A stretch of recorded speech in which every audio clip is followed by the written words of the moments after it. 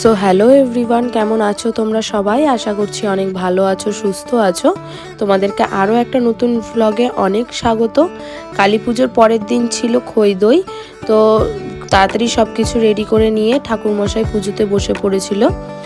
আসলে কালী পুজোর পরের দিনও খুব ভালো দিন ছিল, মানে অমাবস্যা তখনও অবধি ছিল, সেই কারণে উনি তাড়াতাড়ি পুজো করেই বাড়ি চলে গিয়েছিলেন। ওনার আরও অনেক পুজো ছিল, ওনাকে আমরা খেতেও বলেছিলাম, কিন্তু এই পুজো ছিল বলে উনি খাননি।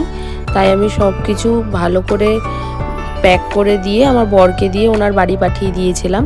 তোমাদেরকে এর আগেও বলেছি, উনি আমাদের বাড়ির পুরোহিত, মানে আমার শ্বশুর বাড়ির। তো ওনার সাথে খুব ভালো সম্পর্ক আমাদের।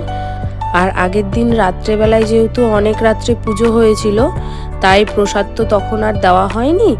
তো পরের দিনে ওই খই দই আর ওই প্রসাদ সবার বাড়িতে বাড়িতে দিয়ে এসেছিলাম। তারপর সন্ধ্যাবেলায় ছিল বিসর্জন। তো আমার দিদি মাকে বরণ করে মিষ্টিমুখ করিয়ে দিয়েছিল। আমি না ঠাকুর বিসর্জন দিতে যাইনি, আসলে আমার সাথে মেয়ে ছিল আর আমার শরীরটাও খুব খারাপ হয়ে গিয়েছিল, প্রচণ্ড ঠান্ডা লেগে গিয়েছিল। তোমরা যদি আমার আগের ভিডিওটা না দেখে থাকো অবশ্যই গিয়ে দেখে নিও, আমি নিচে লিংক দিয়ে দিলাম। আর আমার ভিডিওগুলো ভালো লাগলে অবশ্যই লাইক, শেয়ার, সাবস্ক্রাইব করে দিও। ফেসবুক, ইনস্টাগ্রাম পেজটাকে ফলো করে দিও। দেখা হচ্ছে নেক্সট ভিডিওতে, বাই।